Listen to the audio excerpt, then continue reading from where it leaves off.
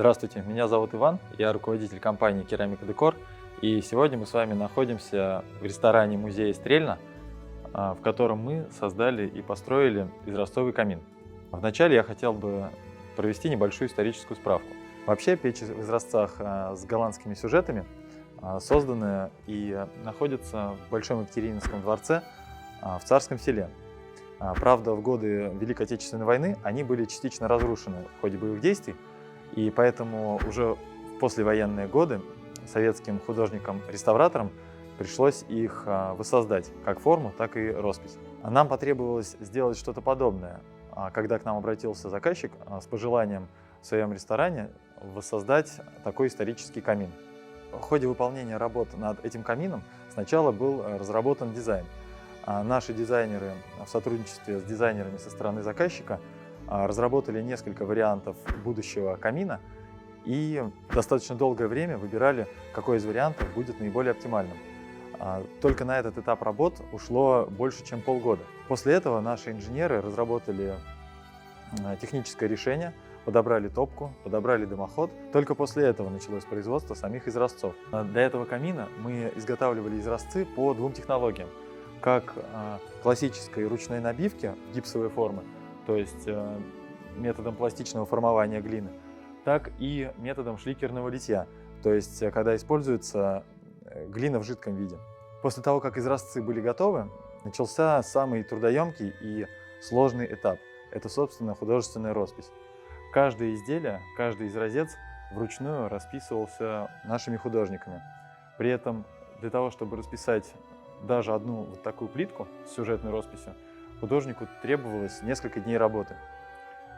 Трудность заключалась не только в том, что это кропотливый процесс ручной росписи, но и в том, что мы хотели максимально воспользоваться историческими образцами и воссоздать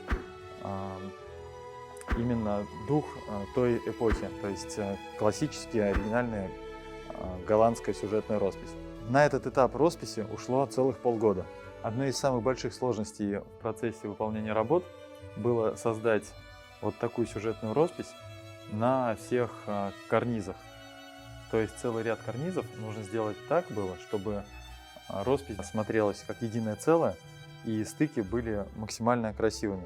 Так как каждый карниз – это отдельная деталь, дальше выполняется уже их стыковка.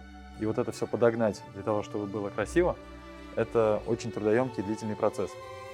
Например, если сравнить с плитками, которые расположены выше, с ними меньше сложностей, так как каждая плитка обрамлена в свою рамку, и стыковка не требуется такая, как на этом ряду карнизов.